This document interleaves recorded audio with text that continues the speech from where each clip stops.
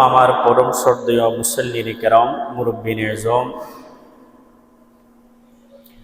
আমার ডেনে বামে আমার উস্তাদের সমতুল্য উস্তাদিন এজম, পর্দার আড়ালে ওয়াজ ও নসিহা শ্রবণ করার লক্ষ্যে যারা অপেক্ষমান হয়েছেন,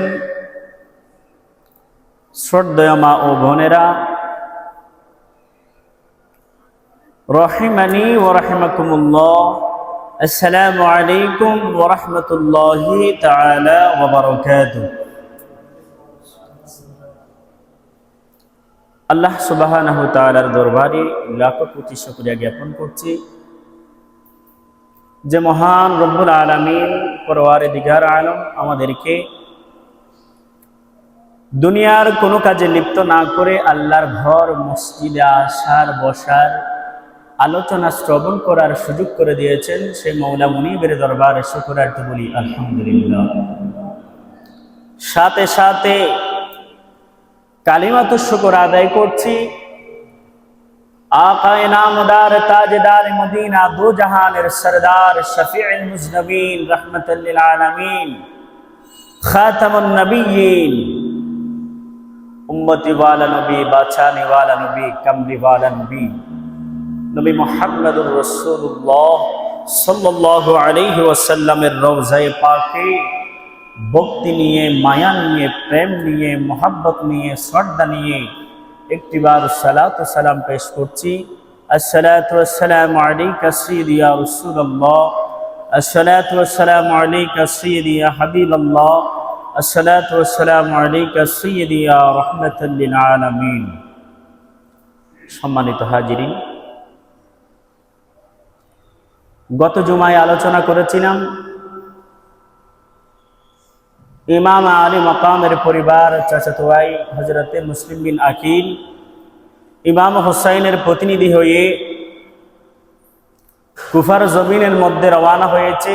এই কুফার জমিনে কুফাবাসীরা যেভাবে মাওলা আলী শের খোদার সাথে প্রতারণা করেছে, ঠিক সেইভাবে মুসলিম বিন আকিল রাদিয়াল্লাহু তাআলা আনহুকে কুফার জমিনের মধ্যে, দামেস্কের জমিনের মধ্যে গভর্নর হাউসের উপরে শহীদ করেছে। সবাই বলুন ইন্না লিল্লাহি ওয়া ইন্না ইলাইহি রাজিউন। তার দুইটা সন্তান, একজন হচ্ছে হযরতে মুহাম্মদ, আরেকজন হচ্ছে হযরতে ইব্রাহিম।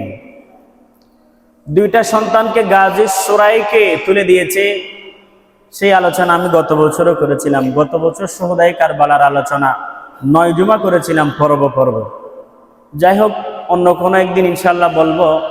আজকে কিছু গুরুত্বপূর্ণ কথা বলবো যে আহলে বাইতকে আমরা কেন ভালোবাসি আর আহলে বাইতকে কারা, তাদের স্মরণে মহাব্বত করে আমরা কেন মাহফিল করি, এই বিষয় নিয়ে দু একটা কথা বলার জন্য ইচ্ছা পোষণ করেছি।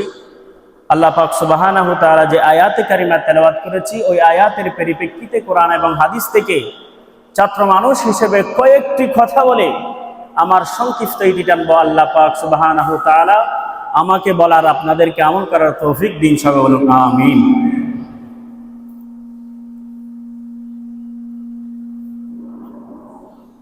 সম্মানিত হাজিরিন,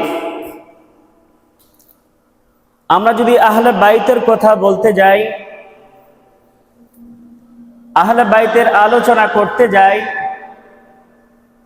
আহলে বাইতকে যদি আমরা ভালোবাসতে যাই, তাহলে আহলে বাইত কারা আমাদের চিনার দরকার আছে কি নাই? আর আমরা যখন আহলে বাইত কারা চিনতে যাই, আল্লাহ পাক সুবহানাহু ওয়া তাআলা আমাদেরকে কালামে পাকের দিকে নিয়ে যায়। যেখানে কালামে পাক থেকে দলিল চলে আসে, যেখানে কালামে পাক থেকে আমাদের কথা, আমাদের জানার কথা যখন কালামে পাক থেকে চলে আসে, আর কোনো কিছুর প্রয়োজন হয় না। আমি মেকি বেন কেবরের বুঝতে না পারিস, সময় দিল নর, বাড়াই দিল নর, মধ্যম পন্থাত রাখো তো। আল্লাহ পাক সুবহানাহু ওয়া তাআলা আমাদেরকে জানান দেয় যে সূরা আহজাবের 33 নম্বর আয়াত, ইন্নামা ইউরিদুল্লাহু লিইয়ুযহিবা আনকুমুর রিজসা আহলাল বাইত আল্লাহ বলছে, আমার প্রিয় মাহবুব হাবিব, আপনি তাদেরকে বলে দিন, নিশ্চয়ই নিশ্চয়ই আপনার আহলে বাইত যারা ইন্নামা ইউরিদুল্লাহু লিইয়ুযহিবা আনকুমুর রিজস, আপনার আহলে বাইত যারা হয়েছে, আপনার সন্নিকট কাছের ব্যক্তি যারা হয়েছে, আহলাল বাইতি ওয়া ইউতাহহিরুকুম তাতহীরা, তাদেরকে আমি আল্লাহ সমস্ত অপবিত্রতা থেকে আমি আল্লাহ তাদেরকে পুত পবিত্র করেছি। জুড়ে বলুন সুবহানাল্লাহ। কোথায় বলছে? কালামে পাকের সূরা আহজাবের 33 নম্বর আয়াত। এখন আসি, আহলে বাইত কারা, কাদেরকে আল্লাহ পুত পবিত্র করে রেখেছে এবং পুত পবিত্র করেছে, তারা কারা জানার দরকার আছে কি নাই? আছে। সম্মানিত হাজিরিন, মাইকের আওয়াজ যতটুকু যাচ্ছে একটু লক্ষ্য করুন। আল্লাহ পাক সুবহানাহু ওয়া তাআলা কালামে পাকের মধ্যে ইরশাদ করেন, মা কানা মুহাম্মাদুন নাবা আহাদিন মির রিজালিকুম ওয়ালাকিন রাসূলুল্লাহি ওয়া খাতামান নাবিয়্যিন। হাবিব, আমি আপনাকে খাতাবুন নাবিয়্যিন হিসেবে জমিনের মধ্যে প্রেরণ করেছি। হাবিব, আমি আপনার প্রেমে এই আরশ, কুরসি, লৌহ কালাম, সিদরাতুল মুনতাহা সমস্ত কিছু বানিয়েছি। হাবিব, নয় নয় নয় নয়, আমি আপনাকে 4টি সন্তান দিয়েছি, তারা নাবালেগ অবস্থায় আমি আল্লাহর দিদার করেছে। জোরে বলুন সুবহানাল্লাহ। আল্লাহর হাবিব সাল্লাল্লাহু আলাইহি ওয়াসাল্লামের 4 জন পুত্র ছিল। একজন নাম হচ্ছে তৈয়ব, আরেকজন নাম হচ্ছে তাহের, আরেকজন নাম হচ্ছে কাসেম, আরেকজন নাম হচ্ছে ইব্রাহিম। তারা আবার নাবালেগ অবস্থায় আল্লাহর দিদার হয়েছে। জোরে বলুন সুবহানাল্লাহ। এটার ব্যাখ্যাও আল্লাহ পাক সুবহানাহু ওয়া তাআলা দিয়ে দিলেন, বলে যে সেই থেকে এই পর্যন্ত সৃষ্টির শুরু যিনি নবী হয়েছে হযরত আদম নবীন আলাইহিস সালামের সন্তান হযরত ঈসা আলাইহিস সালাম নবী হয়েছে। কিন্তু হাবিব, আপনি জেনে রাখুন, আপনি তো খাতামুন নবিয়্যিন, আপনার পরে আর কোন নবী আসবে না। আপনি সৃষ্টির শুরু, হুয়া আউয়াল ওয়াল আখির, আপনি সৃষ্টির শেষ। শুধু নয় নয় নয় নয়, ময়দানে হাসরের মধ্যে ওয়া হুয়া আউয়াল ওয়াস শিফা, সর্বপ্রথম শাফাআতকারী হবেন আপনি হাবিব। এই জন্য দুনিয়ার জমিনের মধ্যে আপনার কোনো সন্তান আমি রাখি নাই, আপনাকে খাতামুন নবিয়্যিন বানিয়েছি। এই জন্য আপনার কোনো সন্তান দুনিয়ার মধ্যে থাকাটা আমি আল্লাহ পছন্দ করি নাই। এই জন্য আপনার 4টি সন্তান নাবালেগ অবস্থায় আমি আল্লাহর দিদার করেছে। জোরে বলুন সুবহানাল্লাহ। এখন আসুন, আহলে বাইতের পরিচয় এখান থেকে পাবেন। এখন আসুন, আহলে বাইত কারা? সম্মানিত হাজিরিন, আমি বলেছিলাম আহলে বাইত কারা। এই আয়াতের পরিপ্রেক্ষিতে একটি হাদিসে পাকের মধ্যে দেখা যায়। এই হাদিসে পাকটি খাজা খাদেম রাসূল হযরত আনাস ইবনে মালিক রাদিয়াল্লাহু তাআলা আনহু তিনি বর্ণনা করেছেন। আরেকটি রওয়ায়াতের মধ্যে হযরত সাদ ইবনে আবি ওয়াক্কাস রাদিয়াল্লাহু তাআলা আনহু তিনি বর্ণনা করেছেন। সুনান ইবনে মাজাহ, সুনান ইবনে তিরমিজি শরীফের মধ্যে হাদিসে পাকটি এসেছে, লাউলা নাযালাত হাযিহিল আয়াতু লাদু আবনানা ওয়া আবনাকুম দা'a রাসূলুল্লাহ সাল্লাল্লাহু আলাইহি ওয়াসাল্লাম। এই হাদিসে পাকের মধ্যে ব্যাখ্যার মধ্যে দেখা যায় একটা পুরা সাগর, একজন ইহুদি, একজন নাসারা, একজন খ্রিস্টান এসে বললেন, ইয়া রাসূলুল্লাহ সাল্লাল্লাহু আলাইহি ওয়াসাল্লাম, এই কথা বলার আগে আপনাকে প্রমাণ করতে হবে আপনি কিভাবে নবী হয়েছেন। সুবহানাল্লাহ। একজন খ্রিস্টান পাদরি এসে আমার নবীকে বললেন, ইয়া রাসূলুল্লাহ সাল্লাল্লাহু আলাইহি ওয়াসাল্লাম, লম্বা ওয়াকিয়া, লম্বা হাদিসে পাকের ইবারত। আল্লাহর হাবিবকে বললেন, ইয়া রাসূলুল্লাহ সাল্লাল্লাহু আলাইহি ওয়াসাল্লাম, আপনাকে আজ প্রমাণ করতে হবে কিভাবে আপনি নবী হয়েছেন, কিভাবে আপনি নবুয়ত লাভ করেছেন। আজ এই ময়দানের মধ্যে আপনার যে সমস্ত আহলে বাইতরা রয়েছে তাদেরকে সসঙ্গ নিয়ে আপনাকে এই ময়দানের মধ্যে দাঁড়াতে হবে। আর আমি খ্রিস্টান, আমি পাদ্রী, আমার যে সমস্ত পরিবার পরিজন আছে তাদেরকে নিয়ে এই ময়দানের মধ্যে আমি দাঁড়াবো। এই কথা শোনার পরে ঠিক আছে বলে যে অমুক তারিখ অমুক দিনের মধ্যে আমি আমার আহলে বাইতদেরকে নিয়ে তোমার সামনে আমি দাঁড়াবো। খ্রিস্টানের যে সমস্ত সহসঙ্গীরা রয়েছে, যে সমস্ত সাথীরা রয়েছে, তারা বলে, ও আমাদের উস্তাদ, আমাদের ফাদরি, ও খ্রিস্টান, আপনি কার সামনে দাঁড়াইতে যাচ্ছেন? মক্কার অলিতে গলিতে শোনা যায় তার প্রশংসা, মক্কার অলিতে গলিতে শোনা যায় তার সুনাম। কোনদিন কারো হক নষ্ট করে নাই, কারো সাথে দ্বিমত পোষণ করে নাই, হকের উপর অটল ছিল সর্বসদা। যে আল্লাহ পাক সুবহানাহু ওয়া তাআলার ইসলামের দিক নির্দেশনা যেই দিকে দিয়েছে সেই দিকে চলেছে, কোনদিন দেখি নাই বেহকের মধ্যে চলতে। আপনি কার সামনে দাঁড়াইতে যাচ্ছেন? একে অপরকে এইভাবে আলোচনা করতে লাগলো, আলোচনা করতে লাগলো, আলোচনা করতে লাগলো। দিন যায় পাগড়ির একটা চিন্তা হয়ে যায়।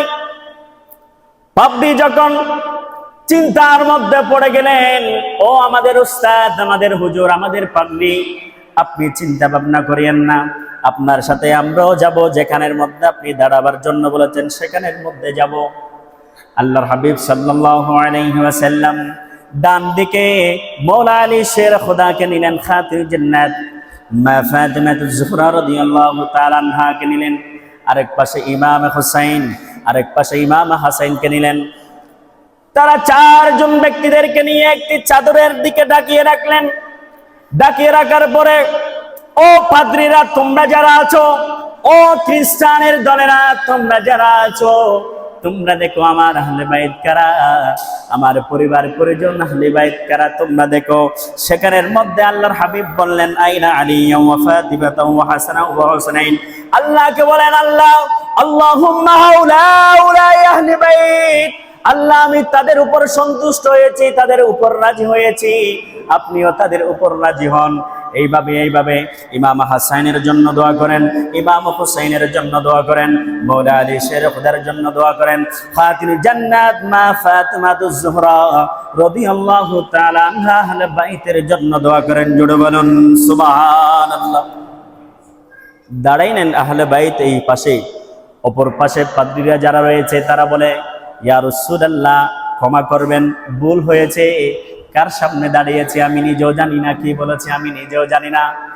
এই জমিনের মধ্যে, এই মজলিসের মধ্যে যারা আছে, ইয়া রাসূলুল্লাহ সাল্লাল্লাহু আলাইহি ওয়াসাল্লাম, আপনি যে হায়াতুন নবী, জিন্দা নবী, নূরুন নবী, খাতামুন নবিয়্যিন লা নবিয়্যা বাদি, আপনার পরে যে আর কোনো নবী আসবে না, সমস্ত কিছু এখানের মধ্যে প্রমাণ হয়েছে। ইয়া রাসূলুল্লাহ সাল্লাল্লাহু আলাইহি ওয়াসাল্লাম, আপনার আহলে বাইতদেরকে নিয়ে আমরা যারা আছি, আমাদের সবাইকে একই সাথে, একই বাক্যে, একই হাতে আমাদেরকে কালিমাটা একটু পরিধান করে দিন, লা ইলাহা ইল্লাল্লাহু মুহাম্মাদুর রাসূলুল্লাহ সাল্লাল্লাহু তাআলা আলাইহি ওয়াসাল্লাম। জোরে বলুন সুবহানাল্লাহ। আহলে বাইত কারা এখন চিনেন কিনা? আহলে বাইতের পরিচয় আপনারা পেয়েছেন কিনা? আহলে বাইতের পরিচয় তিরমিজি শরীফের আরেকখানা হাদিসে পাক 3712 নম্বর হাদিস। এই হাদিসে পাকের মধ্যে আল্লাহর হাবিব সাল্লাল্লাহু আলাইহি ওয়াসাল্লাম একদিন হুজরা শরীফের মধ্যে রয়েছে, এক পাশে আছে হযরত ইব্রাহিম, আরেক পাশে আছে ইমাম হুসাইন রাদিয়াল্লাহু তাআলা আনহু। দুই পাশে দুইজন ছোট ছোট নাবালক বাচ্চা আছে। ইমাম হুসাইনকে মায়া করে, অপরদিকে আল্লাহর হাবিবের সন্তান হযরত ইব্রাহিম তাকে আদর করে, মায়া করে, যত্ন করে। হঠাৎ করে জিবরাইল আমিন এসে বললেন, ইয়া রাসূলুল্লাহ সাল্লাল্লাহু আলাইহি ওয়াসাল্লাম, আল্লাহর নির্দেশ পালন করার জন্য আপনার খিদমতের মধ্যে এসেছি। জিবরাইল বলো, কি জন্য এসেছো? ইয়া রাসূলুল্লাহ সাল্লাল্লাহু আলাইহি ওয়াসাল্লাম, আপনি দুইজন ব্যক্তিকে আদর করছেন, মায়া করছেন, স্নেহ করছেন, যত্ন করছেন, কত ভালোবাসা দেখিয়েছেন। এখান থেকে আপনি একজন ব্যক্তিকে রাখতে পারবেন, আরেকজন ব্যক্তিকে রাখতে পারবেন না। এক পাশে আছে ইমাম হুসাইন, আরেক পাশে আছে আল্লাহর হাবিবের সন্তান হযরত ইব্রাহিম, নাবালেগ, একদম লাস্ট সন্তান। বলে যে ইয়া রাসূলুল্লাহ, আল্লাহর আদেশ পালন করার জন্য আপনার কাছে এসেছি। ইমাম হুসাইনকে আদর করবেন নাকি হযরত ইব্রাহিমকে আদর করবেন? ইমাম হুসাইনকে রাখবেন নাকি হযরত ইব্রাহিমকে রাখবেন? আমি জিবরাইল আমিনকে একটু সমাধান দিন। আল্লাহর হাবিব এই কথা শোনার পরে দুই চোখের পানি গড় গড় গড় গড় পড়তেছে। ও জিবরাইল আমিন, তুমি শোনো, আমি আমার নাতি ইমাম হুসাইন রাদিয়াল্লাহু তাআলা আনহুকে রাখবো, আমি হুসাইনকে রাখবো। আমার হযরত ইব্রাহিমকে আল্লাহর রাস্তায় আল্লাহর দিদার করাবো। জোরে বলুন সুবহানাল্লাহ।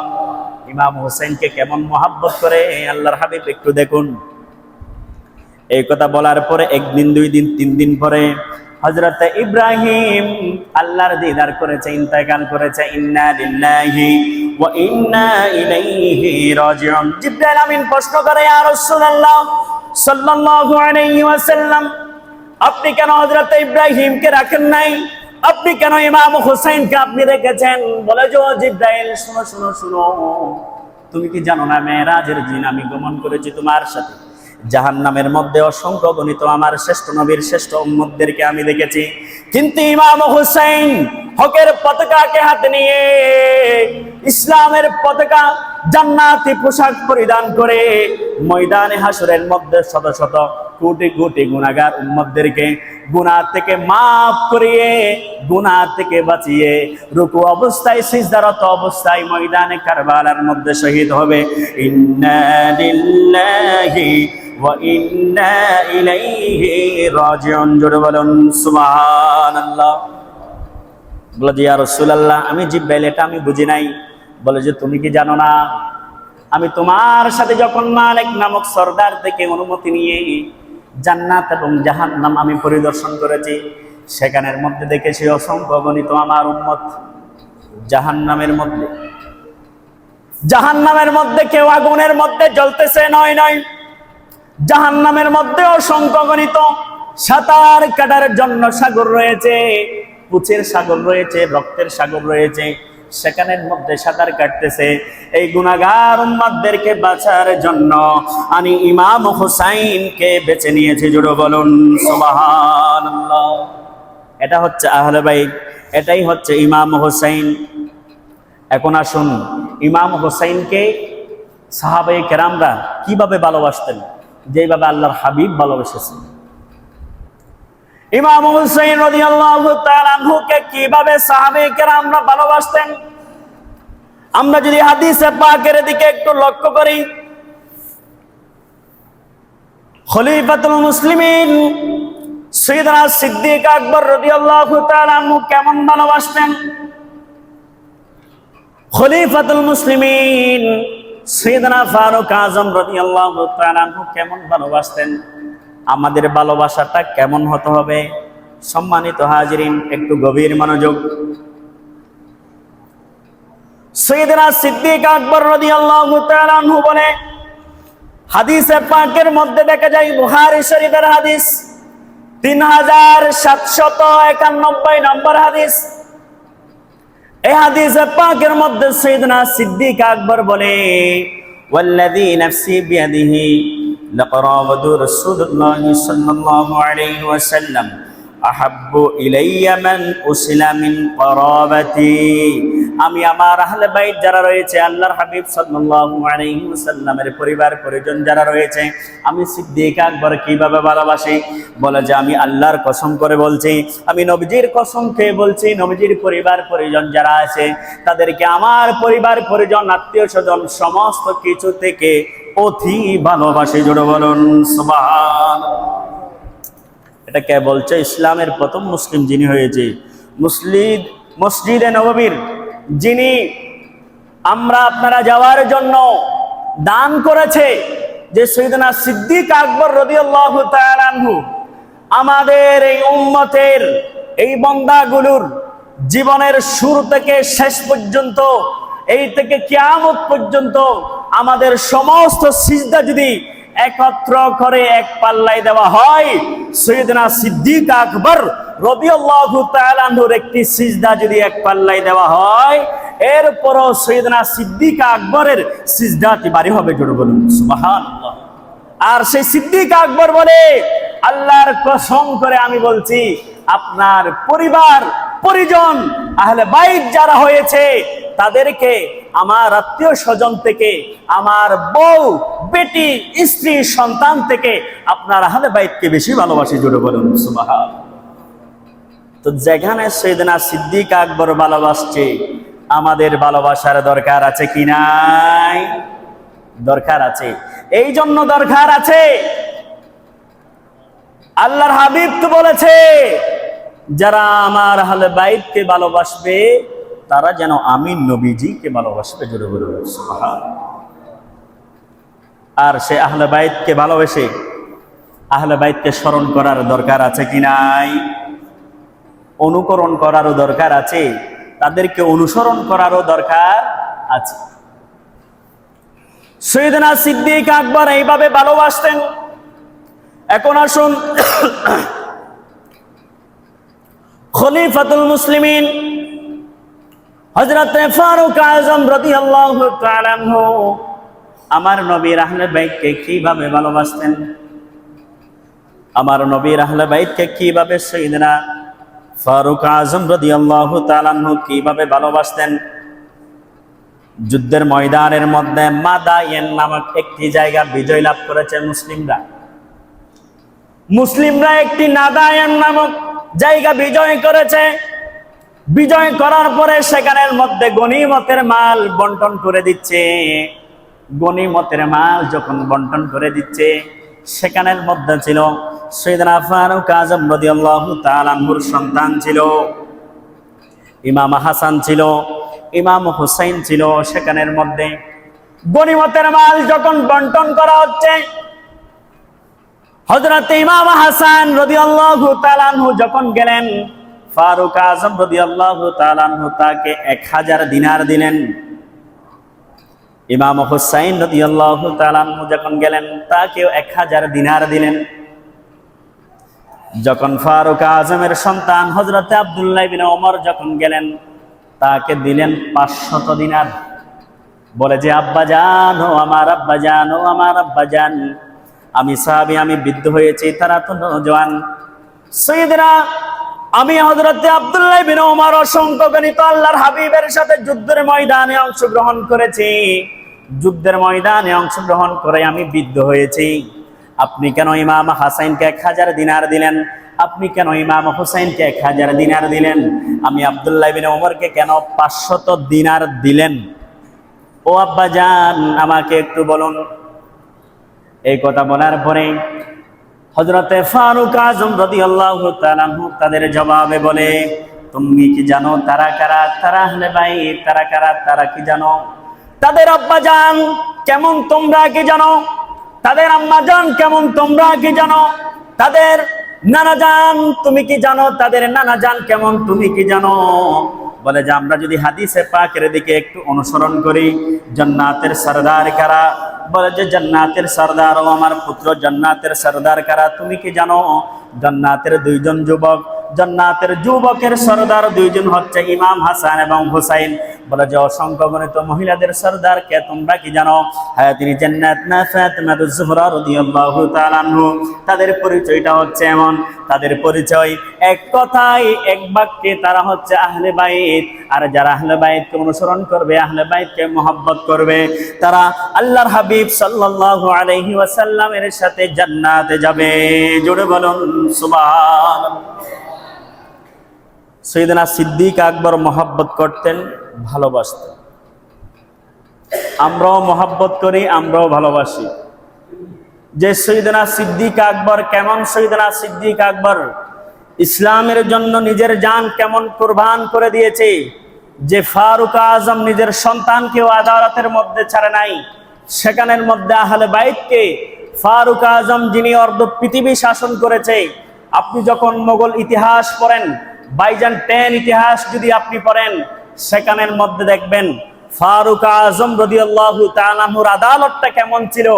এই জন্য ইতিহাসের মধ্যে দেখা যায় কালামে পাক আমাদেরকে দিক দেয়, নির্দেশনা দেয়, বলে যে যার ভিতরে তা'মুরুনা বিল মা'রুফ ওয়া তানহাউনা আনিল মুনকার, যেই ব্যক্তি সৎ কাজের নির্দেশ দেয়, অসৎ কাজকে বাধা দেয়, ওই ব্যক্তি, ওই সম্প্রদায়, ওই সমস্ত মানুষরা, ওই এলাকাবাসীরা সাইয়েদনা ফারুক আজমের সাথে জান্নাতে যাবে। জোরে বলুন সুবহান।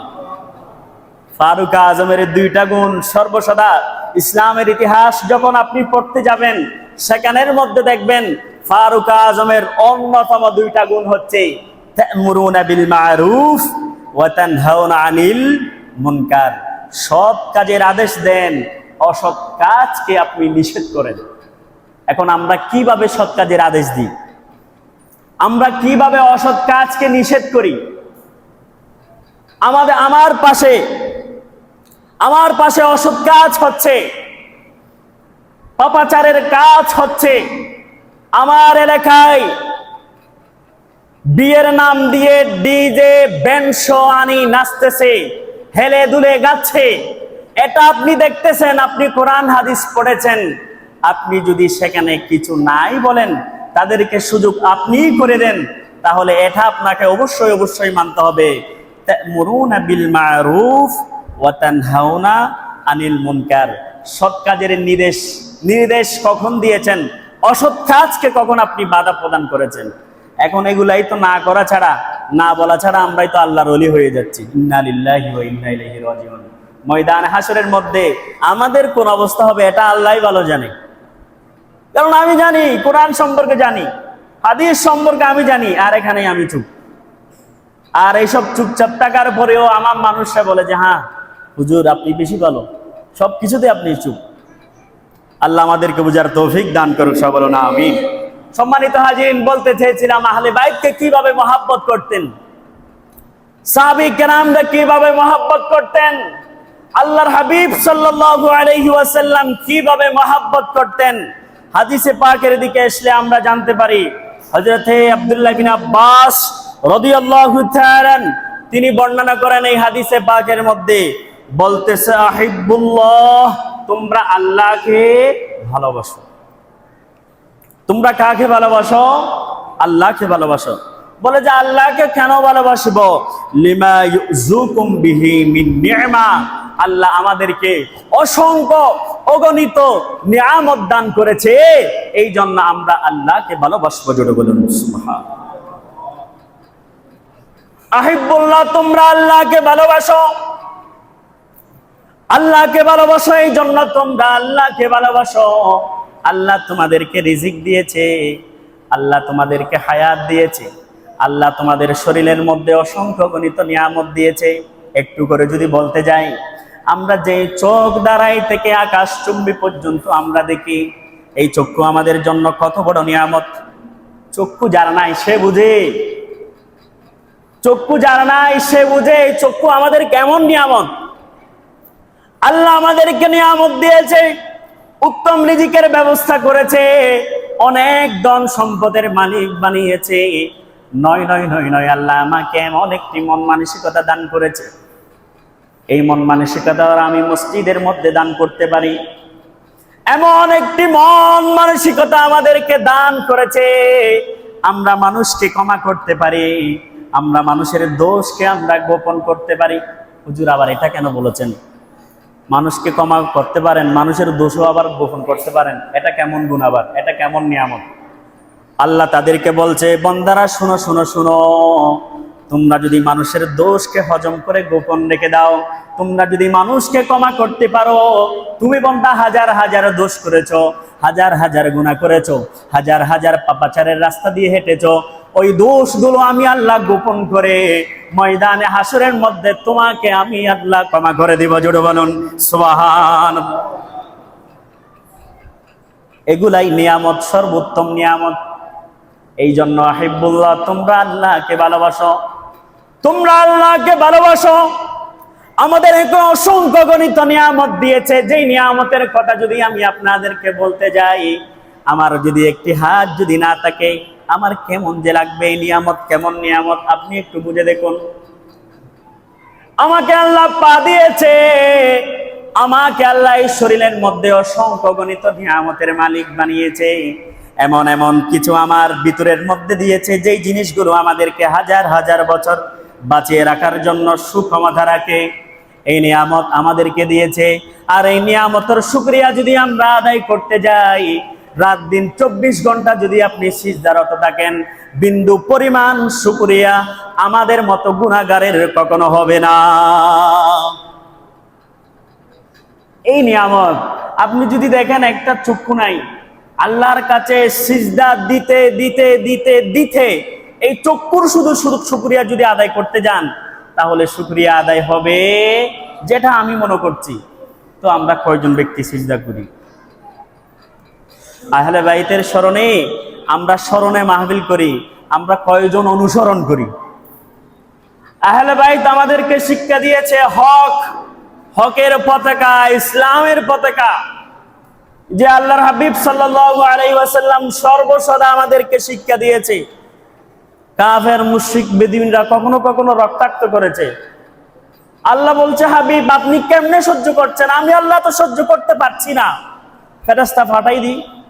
আল্লাহকে বলছে, আল্লাহ রে, তারা তো একদিন বুঝবে আমি যে খাতামুন নবিয়্যিন, আমি তো তাদের জন্য রহমাতুল লিল আলামিন, আমি তো তাদের জন্য শাফিউল মুজনবিন। তারা একদিন বুঝবে, বুঝে বুঝে তাদের নসল দিয়ে যে সন্তানগুলো বের হবে, তারাই কালিমার দাওয়াত দিবে, কালিমা গ্রহণ করে আল্লাহর ইবাদত করবে। জোরে বলুন সুবহানাল্লাহ। সম্মানিত হাজিরিন, বলতে চেয়েছিলাম আহলে বাইতের কথা। আহিব্বুল্লাহ, তোমরা আল্লাহকে ভালোবাসো। কেন তোমরা আল্লাহকে ভালোবাসবে? লিমা ইউযুকুম বিহি মিন নি'মা, তোমাদেরকে আল্লাহ পাক সুবহানাহু ওয়া তাআলা অসংখ্য গণিত নিয়ামতের ভান্ডার বানিয়েছে, নিয়ামতের মালিক বানিয়েছে। এই জন্য তোমরা আল্লাহ পাক সুবহানাহু ওয়া তাআলাকে ভালোবাসো। জোরে বলুন সুবহানাল্লাহ। ওয়াহিব্বুনি লিহুব্বিল্লাহ, আল্লাহর হাবিবকে ভালোবাসো, এই জন্য ভালোবাসো আল্লাহকে ভালোবাসার কারণে। ওমা, এটা কেমন হবে? তোমরা আমি রাসূলকে ভালোবাসো আল্লাহকে ভালোবাসার কারণে। এটা কেমন রাসূল? এটা খাতামুন নবিয়্যিন, এটা হুয়া আউয়ালু, এটা সৃষ্টির শুরু, ওয়া হুয়া আখিরু, এটা সৃষ্টির শেষ। 999 ওয়া হুয়া আউয়ালু ওয়াস শিফা, ময়দান হাসরের মধ্যে যিনি সর্বপ্রথম শাফাআতকারী হবেন তিনি আমার রাসূল কারীম সাল্লাল্লাহু আলাইহি ওয়াসাল্লাম। 999 এখানে কেমন ভালোবাসার কথা এসেছে?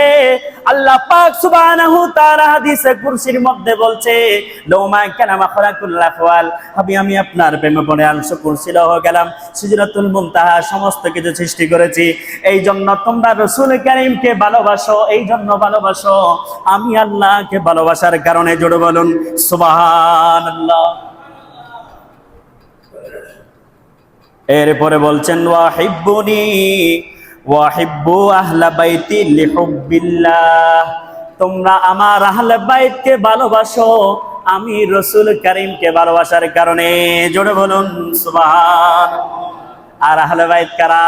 আল্লাহর হাবিব সাল্লাল্লাহু আলাইহি ওয়াসাল্লাম চাদরের মধ্যে নিয়ে একদিকে হাত নিয়ে জান্নাত, আরেকদিকে মওলা আলী শের খোদা, একদিকে ইমাম হাসান, আরেকদিকে ইমাম হুসাইন। তারা চারজনকে চাদরের মধ্যে নিয়ে আল্লাহর কাছে বলেন, আল্লাহুম্মা হাউলা আহলি বাইত, ও আমার পরওয়ারদিগার আলম, আমার রব, আমার মালিক, আমি আমার আহলে বাইতের উপর সন্তুষ্ট হয়েছি, আহলে বাইতের উপর রাজি হয়েছি। আপনি আল্লাহ আমার আহলে বাইতের প্রতি রাজি এবং সন্তুষ্ট হন। জোরে বলুন সুবহানাল্লাহ। আহলে বাইতকে ভালোবাসলে কি হবে? আহলে বাইতকে কেন ভালোবাসবো? আহলে বাইতকে ভালোবাসলে কি হবে? আল্লাহর হাবিব সাল্লাল্লাহু আলাইহি ওয়াসাল্লাম তিরমিজি শরীফের হাদিসের মধ্যে দেখা যায়, বলে যে আমার আহলে বাইতকে ভালোবাসলে কি হবে? আমার আহলে বাইতকে ভালোবাসলে কেমন হবে? ময়দানে হাসরের মধ্যে এমন একটি হাসর, এমন একটি ময়দান, ওই ময়দানে হাসরের মধ্যে ছেলে বাবাকে চিনবে না, মা মেয়েকে চিনবে না। এমন কঠিন সময়ের মধ্যে আমার আহলে বাইত যারা থাকবে, আমার আহলে বাইতকে যারা ভালোবেসেছে, আমার আহলে বাইতকে যারা অনুসরণ করেছে, আমার আহলে বাইতকে যারা অনুকরণ করেছে, ওই ময়দানে কঠিন সময়ের মধ্যে আমার আহলে বাইতকে যারা ভালোবাসেছে, তাদের সাথে ওই ভালোবাসার মানুষগুলো জান্নাতে যাবে। জোরে বলুন সুবহানাল্লাহ। তো আমরা আহলে বাইতকে ভালোবেসে মাহফিল করি কি করি না? এই আহলে বাইতের কথা যদি আমি বলতে যাই, এটা কেমন আহলে বাইত, এটা কেমন ইমামে কারবালা, এটা কেমন শুহাদায়ে কারবালা কেমন হয়েছে, কেমন ট্র্যাজেডি যদি আমি চিন্তা করি। এই যে সব পরিবার এমন একটি দিনের মধ্যে শহীদ হওয়া, এরপরেও ইসলামের পতাকা হাত থেকে ছাড়ে নাই। আপনারা যদি আব্বাস আলমদারের যদি একটু শুনেন, কেমন মর্মাহতভাবে শহীদ হয়েছে জয়নাব বিনতে ফাতেমার দুইটা ছোট ছোট সন্তান। মাসুমে কারবালার ইতিহাস যদি আপনি পড়েন, ইমাম জৈনুল আবিদিন কেমন অসুস্থ অবস্থায় তাঁবুর মধ্যে ছিল, তাকেও ছাড়ে নাই। ইমাম হুসাইনের মস্তক মোবারক নিয়ে যাচ্ছে, সেখানের মধ্যে উবাইদুল্লাহ ইবনে জিয়াদ কেমন ভাবে ওই মস্তক মোবারক, মাথা মোবারকের প্রতি কেমন আঘাত করেছে। এটাই আহলে বাইত। আর এই আহলে বাইতকে ভালোবাসলে আমাদের জান্নাত আছে কি নাই? আছে। বল আল্লাহ পাক সুবহানাহু তাআলা বলছেন, বলে যে তোমরা আহলে বাইতের পিছনে খরচ করবা, আহলে বাইতের মাহফিল সাজাবা, আহলে বাইতকে স্মরণ করবা। ও আহলে বাইতকে স্মরণ করে তোমরা যখন মাহফিল সাজাবে, সেখানে যখন আহলে বাইতের আলোচনা হবে, আহলে বাইতকে অনুকরণের আলোচনা হবে। আর আমি আল্লাহ হাদিসে কুরসির মধ্যে বলে দিচ্ছি, ইন্নাল্লাহা ফাতাহা লাকা আবওয়াবার রাহমা। ওই মজলিসের সাথে, ওই মাহফিলের সাথে সরাসরি আমি আল্লাহর রহমতের দরজা পর্যন্ত খুলে যাই। জোরে বলুন সুবহানাল্লাহ। আর এই আহলে বাইতের মাহফিলে আমাদের সহযোগিতা করার দরকার আছে কি নাই? মনে করবেন না এগুলো আপনারও খরচ হয়ে যাচ্ছে, এটা মনে করবেন না। ময়দানে হাসরের জন্য আপনি জমা রাখছেন। যারা এই সমস্ত ভালো কাজের জন্য দান করে, মসজিদের জন্য দান করে, মাদ্রাসার জন্য দান করে, গরিব, এতিম, ফকির, মিসকিনদেরকে দান করে, একটা এলাকার সন্তান লেখাপড়া করার সুযোগ হচ্ছে না, তাকে আপনি কোরআন কিনে দিয়েছেন। মাদ্রাসায় যাতায়াত করার জন্য আপনি কি তাকে ড্রেসের ব্যবস্থা করে দিয়েছেন। কিতাব পড়ার জন্য আপনি কিতাব কিনে দিয়েছেন। আল্লাহ বলে ওই সমস্ত দানকে আমি আল্লাহ 1 টাকার বদলতে একটি পাহাড় বানাই, 1 টাকার বদলতে একটি পাহাড় বানাই, পাহাড় বানাই আমি আল্লাহ সেই পাহাড়গুলোকে আবার বড় করি। বড় করতে করতে করতে এমন বিশাল হয়ে যায়, আর ওই বান্দার যখন প্রয়োজন হয় তখন আমি আল্লাহ তাকে দিয়ে দিই। জোরে বলুন সুবহানাল্লাহ। তো সব কিছুর সমাধান আল্লাহর কাছে আছে, সব কিছুর সমাধান রসুল কারীমের দরবারে আছে, আর সব কিছুর সমাধান আহলে বাইতের দরবারে আছে। জোরে বলুন সুবহানাল্লাহ। এই জন্য আমাদের সাপুরি কেন্দ্রীয় জামে মসজিদে আহলে বাইতের স্মরণে প্রতি বছরের নেই, এই বছরেও আজিমুশান মিলাদ ও মাহফিল শুহাদায়ে কারবালার মাহফিল হবে আগামীকাল শনিবার বাদে মাগরিব থেকে। আগামীকাল শনিবার বাদে মাগরিব থেকে আমাদের সাপুরি কেন্দ্রীয় জামে মসজিদে শুহাদায়ে কারবালার স্মরণে অত্র এলাকার যৌথ উদ্যোগে, অত্র প্রবাসীর যৌথ উদ্যোগে সমস্ত ব্যক্তি, নওজোয়ান ভাই, মুরব্বী ভাই, যে বা যারা স্মরণ করেছে, যারা করেন নাই, সবার পক্ষ হতে অত্র সাপুরি কেন্দ্রীয় জামে মসজিদে শুহাদায়ে কারবালার স্মরণে আজিমুশান মিলাদ ও মাহফিল হবে আগামীকাল বাদ মাগরিব। আপনারা প্রত্যেকেই আসবেন এবং এখানের মধ্যে দাওয়াত হয়েছে, দাওয়াত দিয়েছে, আমাদের হুজুর আসবে, আপনাদের এই সন্তান আল্লামা জাহাঙ্গীর হুজুর আল কাদির আসবেন, আমিও আছি, এবং আপনারা প্রত্যেকেই থাকবেন। প্রত্যেকেই থেকে অত্র শুহাদায়ে কারবালার মাহফিলকে সুমণ্ডিত করবেন, সুসজ্জিত করবেন। কারণ একজন মেহমান আসবে, আপনাদেরকে যদি না দেখে কাকে আলাপ আলোচনা করবে? ইনশাআল্লাহ সমস্যা নাই, আমাদের রাতের ডিনারের ব্যবস্থা আছে, তাবুরকতেরও ব্যবস্থা আছে ইনশাআল্লাহ। এখানে আসবেন, তাবুরক গ্রহণ করে যাবেন ইনশাআল্লাহ। পাশাপাশি আপনাদের খেদমতে আরজ জানাই, আমাদের মসজিদে যিনি সাবেক মুয়াজ্জিন ছিল উনি তো চলে গিয়েছে, নতুন একজন মুয়াজ্জিন আসছে। উনি জামিয়ারই ছাত্র, হাফেজ মৌলানা বেলাল উদ্দিন কাদরি। উনি আবার শায়রও, উনি আবার হাফেজও আলহামদুলিল্লাহ। আমাদের পাশাপাশি আমাদের হাদম হিসেবে জালাল আছে, আর আপনাদের খেদমতে তো আমি গুনাহগারও আছি। তাকে যে একটা মর্যাদা সম্মান দেওয়ার দরকার, এটা সবার ক্ষেত্রে। আমাদের যে সম্মান যেই মর্যাদা আপনাদের দেওয়ার দরকার আমরা অবশ্যই আপনাদেরকে দেওয়ার জন্য চেষ্টা করব। ঠিক অনুরূপভাবে আমি একজন খতিব, আমি একজন ইমাম, আমার পিছনে যারা ইক্তেদা করবে, আমার আলোচনা শুনে ভালো খারাপ যাচাই বাছাই করে আপনারা যারা হেদায়াতের রাস্তা বেছে নেবেন, আমাকেও এমন ব্যক্তি হতে হবে না। ঠিক অনুরূপভাবে একজনের আজান শুনে, একজন মুয়াজ্জিমের আজান শুনে যেই চরিত্রের অধিকারী হওয়ার দরকার, যেই ব্যক্তিত্বর অধিকারী হওয়ার দরকার, তাদেরকেও সেরকম হতে হবে না। আর এরকম একজন ব্যক্তির সাথে কথা বার্তা, সম্মান, আলাপ আলোচনা যেভাবে করার দরকার, বলার দরকার, সেভাবেও তাদেরকে করতে হবে, কি হবে না। এই জন্য আপনাদের সম্মান আপনাদের জায়গায়, আমাদের সম্মান আমাদের জায়গায়, এটা বজায় রাখবেন। আরেকটা জিনিস আমি এটাও বলে দিই, যখন কথা উঠছে, সম্মানিত হাজিরিন একটু লক্ষ্য করুন, একজন মানুষ থাকার জন্য, একজন মুয়াজ্জিন, একজন ইমাম সাহেব এলাকায় থাকার জন্য আমরা তো আপনারা ফ্যামিলি মেম্বার্স, তাই না? আমরা তো মেহমান আর কয়দিন থাকবো, 4 বছর হয়ে গেছি, মেহমান আর নাই, এখন আমি আপনাদের ফ্যামিলি মেম্বার্স। তো একজন ফ্যামিলি মেম্বার্সকে, একজন মুয়াজ্জিনকে, একজন ইমামকে যেইভাবে রাখার দরকার, যেইভাবে থাকার দরকার, সেগুলো আমাদেরকে করতে হবে না। তবে আমাদের বড় আফসোসের বিষয় হচ্ছে এই জিনিসগুলো যায় না। আমি কখনো কিন্তু আবার এগুলো আলোচনাও করি নাই।